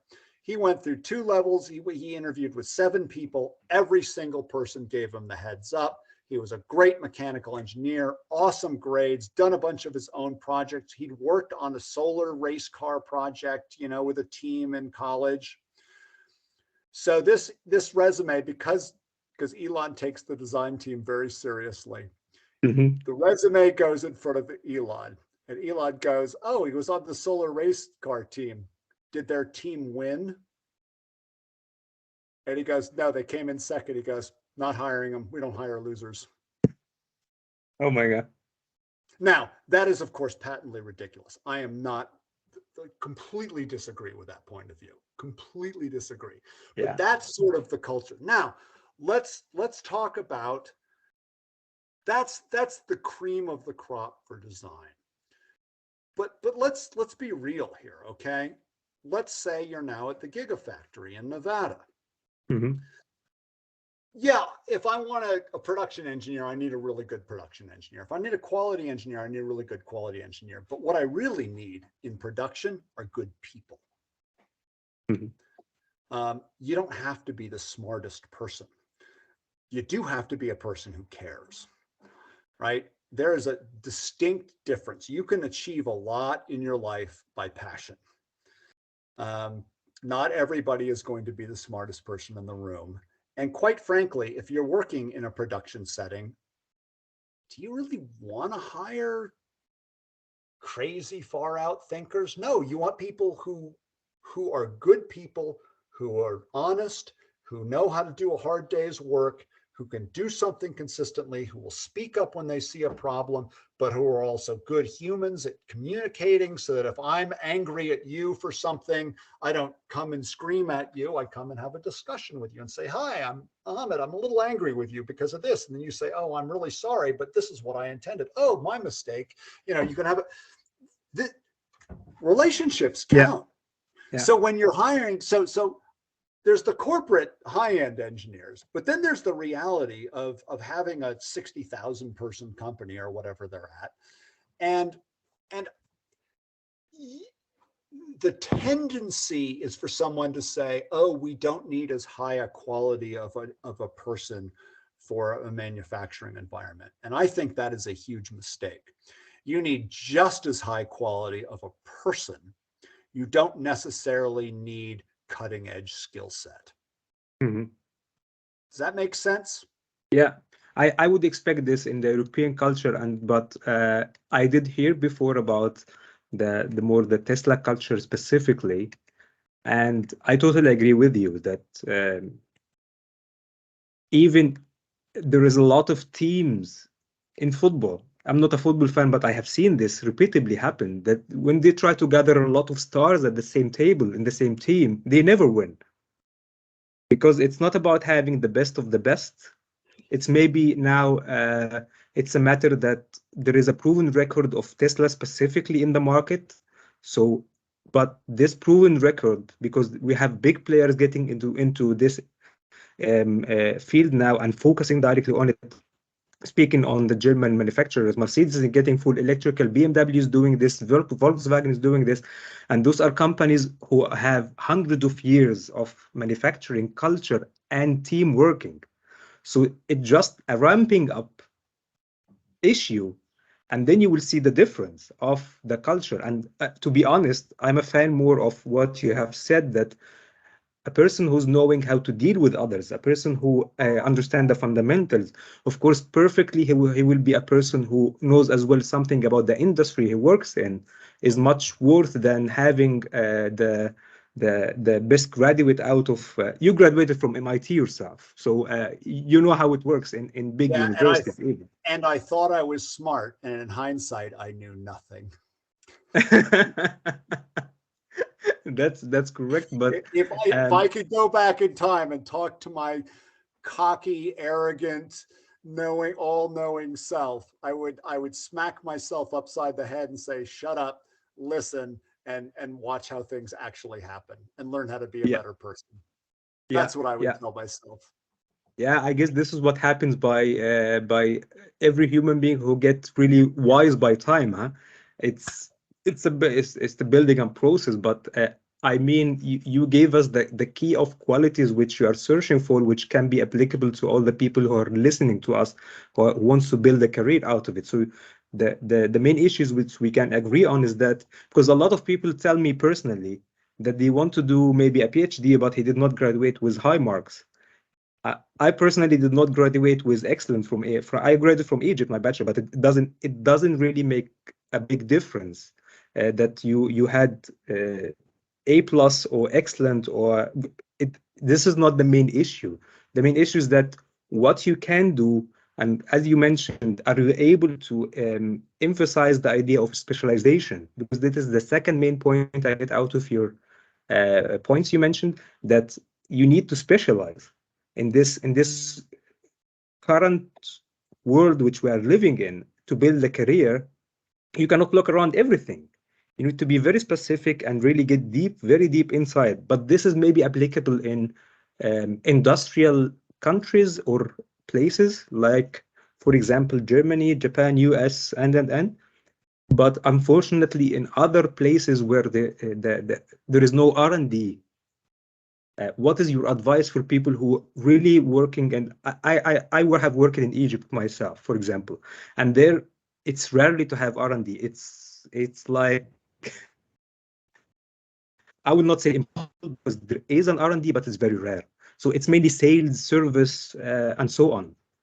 Well, but humans are still here. I mean, define R&D. Okay, maybe there's not drug delivery R&D and battery R&D. I'm taking this away from the battery space, but necessity, as the saying goes, and I'm sure there's an Arabic corollary that was invented before this one. Necessity is the mother of invention. Is the English phrase. I'm sure there's an Arabic corollary to that, and you can't tell me. I mean, I've been through all over this world. I've been in 50 different countries, and I've been in the Middle East. I just went to Jordan this love Jordan 5 times. Amazing. Love it. But you get to some of these areas, and the way that people have taken what they have and built a system that works, that's invention, right? Now it's not the same, you're limited by your resources, certainly. And so the type of invention you're doing might be more mechanical or building science, or agriculture invention. But there's still, humans are still inventive. Well, I agree with you that from an engineering standpoint, there's certainly not as much. I thought there was a fair amount in Morocco, though. Yes, I mean, that's sort of more North Africa than Middle East per se. But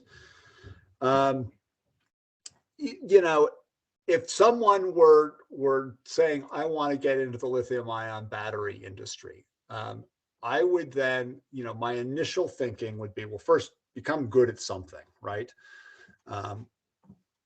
If you're an academic, I think you have 2 routes. One would be to become really skilled in a particular area of expertise, and then unfortunately look at one of these other plants that's being set up somewhere else. That does not bring that knowledge to the Middle East, though. That is a problem, right? The other approach is to not start at the cell level, but start more at the module and pack and electrification level. So that's where you're talking about circuit design for a safe battery pack, assembly of cells with cooling, and there's Oh, it's a decent example. Like out of Taiwan, that company Gogoro, who does these little battery pack e-bikes and e-motorcycles, right? Now they're not building cells, they're buying cells. They're not making their own cells. They did design their own packs, but they also designed their own chargers and their own charging electronics. And they've got quite the little business model. And there's been a bunch of copycats on that, including in India is starting to ramp up on this. And India has had, if people have seen it in the news, a whole bunch of problems because they've been bringing in electric bikes and electric motorcycles that are not made well, probably bad charging circuitry. It's probably less the cells and more the charging circuitry. And they've had some fires and people have died. It's been really bad. The other problem is the ambient, the standard temperature in India is not the standard temperature in Asia. And it's not the standard temperature in North America. And a lot of people have not, cells do have an upper temperature limit. And so your temperature control and temperature monitoring needs to be better in hotter environments. And so India actually has a lot of corollaries with the Middle East. That's right. But at the end of the day, it's pretty clear that the Middle East, from an economic standpoint, could easily, like China and like India, really take a leap forward with small electric vehicles. I mean, maybe there's some people here who will start the next Tesla, and that's awesome to start the next Tesla in the Middle East. But you could also start with, you know what, I'm going to import electric scooters and build the architecture around that, the business architecture. And then we'll build our own battery packs for those scooters that meet the open standard for those scooters. And then we'll start building our own scooters, that take those battery packs. Violating my own rules. I mean, Palestine could do well to not have to import oil for people to get around and do their work, and also be able to use that scooter pack charged off of solar panels to drive lights at night when power gets cut, right? I mean, there is a freedom. Electrification projects in Africa. And she said that one of the village chiefs said to her, "Today we spend our money on batteries to give us light. Before, we spent our money on kerosene to give us light. But either way, they're still taking our money."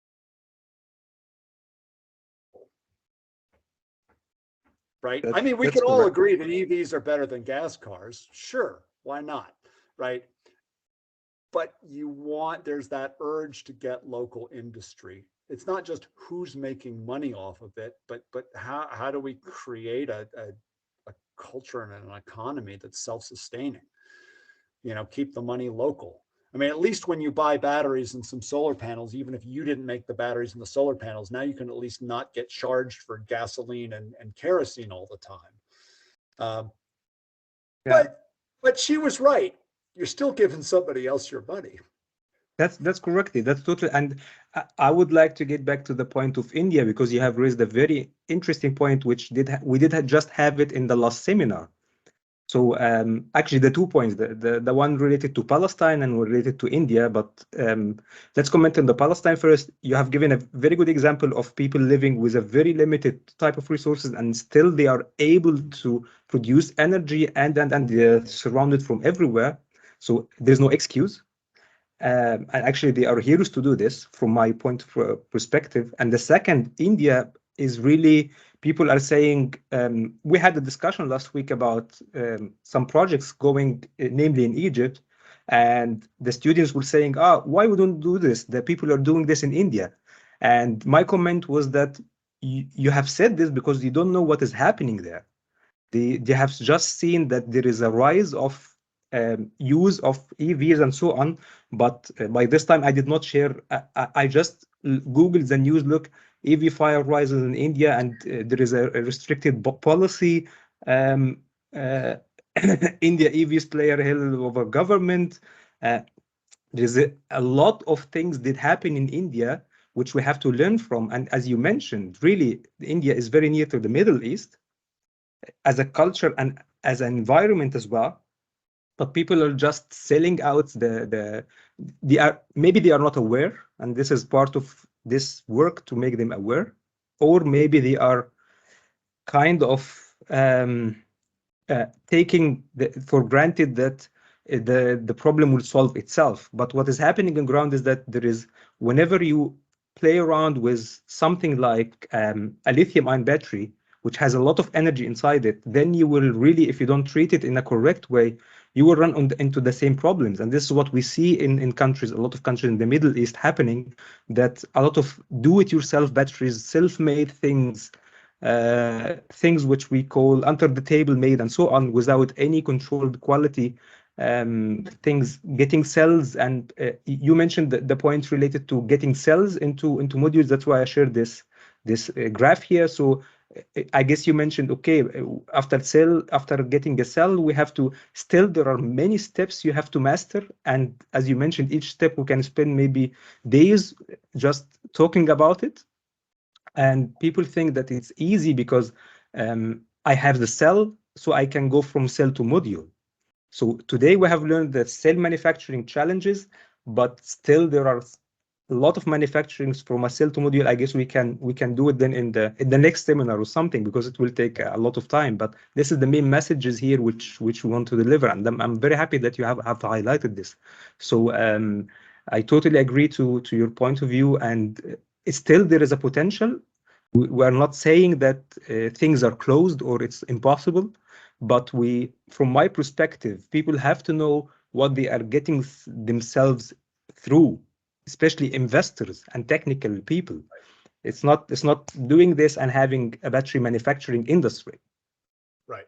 Well, I mean, and there are other places. Remember, we just talked about cell manufacturing. Then you're talking about module and pack, which could be just module if it's an e-bike or an e-scooter or or a bicycle conversion with electric to get people and to go 50 kilometers to get to town.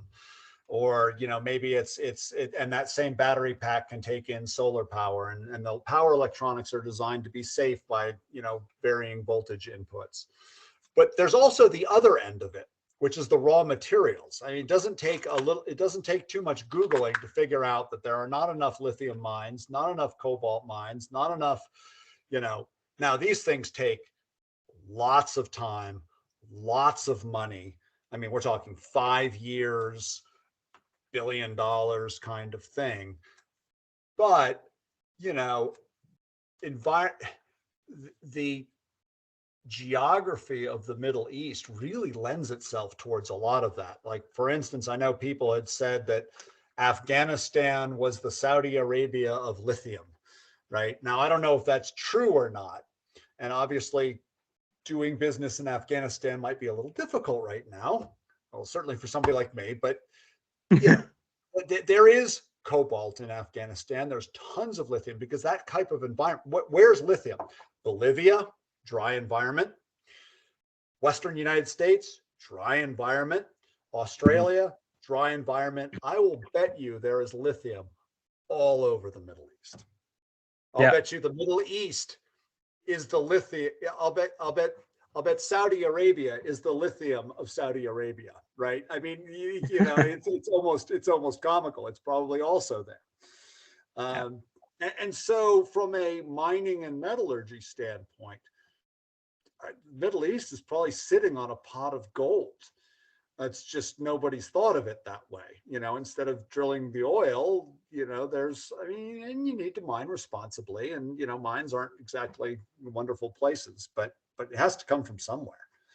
Yeah. And I would be shocked if Morocco didn't have mineral resources like crazy.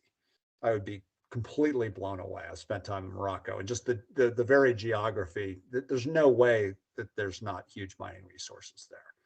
Yeah, it's just about exploding. I guess the opportunities are there, and but there are some barriers as well. So I believe, from what I have seen, is that people still take things for granted. But as you mentioned, it could be that we are sitting on treasures and we never know it. I remember Turkey just announced that they have found a big stock of lithium-ion battery materials, but I guess this is as well a topic by itself. So, but still we can explore the opportunities, and we can hopefully. I would like to take a commitment from you to have a follow-up seminar where we Sure. can, because I guess we are now about 3 hours. I don't want to to push a lot on this. So this time probably we will not be able to have a lot of discussion about the post-sell things, like having a module, a pack, and a system level.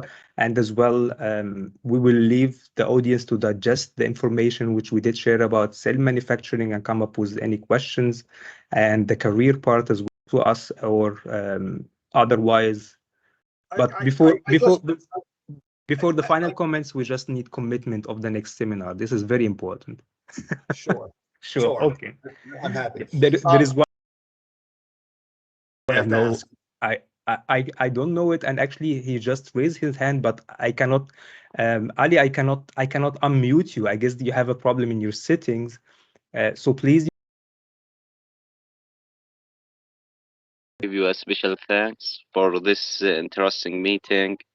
Really, I feel phenomenal after this worthly information. The question that, as you know, I'm studying renewable energy engineering. I'm originally from Palestine, and I'm asking you if you can help me how to get a special training in Germany. This is my dream, but needed fully funded opportunities at next summer. Is specifically in Germany or in general? You mean the opportunities of a fully funded programs? Especially in Germany. Okay. I guess you can give. So I think it depends. So there are certainly, like, I can speak for, I don't work there anymore, but for Northvolt in Sweden, their policy was generally like this, because they're a startup, right? I mean, they're big, but they're a startup. They were certainly looking for great engineers. For students who wanted to do a summer internship, what they would not do is pay for travel, but there was a stipend once you got there, and they would find housing for you and get you paid, a little bit as a student. If you are finishing up your degree and are looking for a career, then that drops you into the more standard application process. And if you have, like, for instance, for various energy applications, even if you were doing wind and solar, but you wanted to go into batteries, again, if your engineering fundamentals are strong, then that's fine. It shouldn't restrict you to wind and solar, in which case you've got to go peruse the website of open positions, of which there are a lot at various companies, and start applying. Also, use LinkedIn, find out if there's anyone else that you know, or that you know who's there, to help get your resume floated to the top. A lot of times you don't hear from companies just because they get 1,000 resumes for something. But I know Northvolt, for instance, has, I think they have 63 different nationalities working there in Sweden. Sweden's a little colder than Germany, sorry. They have, I think, 60 some nationalities, people from all over the Middle East, from India, from Asia, from the US.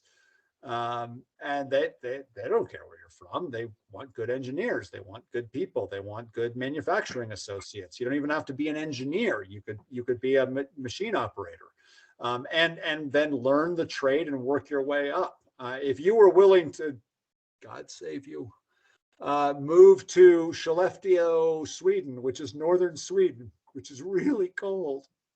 Yeah. They are actively looking for good, smart, eager operators. It's not a glorious position, but then in a year or two, you've learned about, let's say you're in formation and aging. Now you know a lot about formation and aging. Now you can become a shift lead of formation and aging. And, it's a long road to work your way up. I'm not going to lie to you. But I mean, I don't have Really, any handouts, but the potential is out there. really, I am very inspired to learn more about wind energy modeling for multi-rotor systems. Okay, I can give you advice on this because I studied renewable energy masters. Actually, north of Germany and Denmark is the right place for this. But I would recommend that you can easily, as Ken mentioned, he gave a general career advice. Look up LinkedIn, look up the right people, and look up the companies who are working in your field, whether it's batteries, renewable energy, anything. And there is one thing which I add to Ken advice, and this is maybe will be the last comment which we have because of the time, that do not be shy that you are coming from the Middle East or Palestine or whatever to apply. Just have the courage to apply and say, okay, what do I have different from the people there? This is really what is missing from people coming from this area, because I'm coming from this area.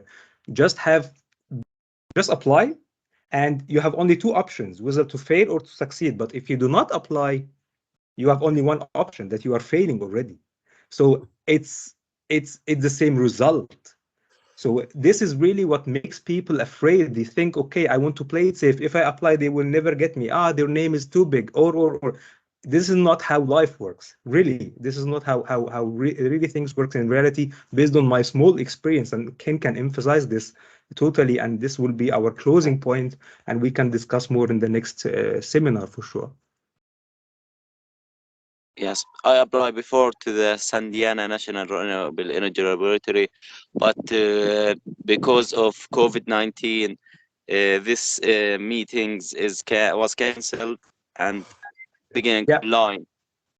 Yeah, just apply again. There are a lot of things can happen. It's not the issue. So this is the main message here. Yeah, COVID was a complete disaster for everybody. Yeah. Okay, so I would like Yes. to stop here, It's harder Kim, because than the earthquake. yeah, it did affect everyone. But I would like to, at the end, really thank Kim very much for this complete 3 hours of sharing the battery fundamentals, or 2.5 hours maybe. This is really, really for it again and again to understand the basics of cell manufacturing. And I really learned a lot and take a lot of notes, because cell manufacturing is not a part of my deep specialization. So I did really learn a lot today. And I would really thank you for all the tips which you gave us about the career things. And as we mentioned, we continue in the next seminar, hopefully soon. Great. Thanks for having me. It's an honor. So I would hand to Ala from Egypt Scholars to close the session, if he's still alive, because we always take a lot of time and those people are not still alive. But Ala, are you still here? I guess not. Yes. No. He's still with us.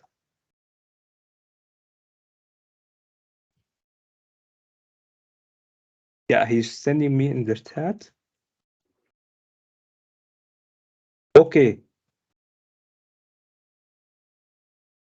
Yeah. Okay, so on behalf of Egypt Scholars as well, I have to thank you as well for the time, and hopefully we arrange the next seminar soon. So thanks everyone, and have a great time for Awesome. you. Have a great day for you and night for all of us. All right. Okay, thanks a lot. You bet. Shukran. Bye. Bye-bye.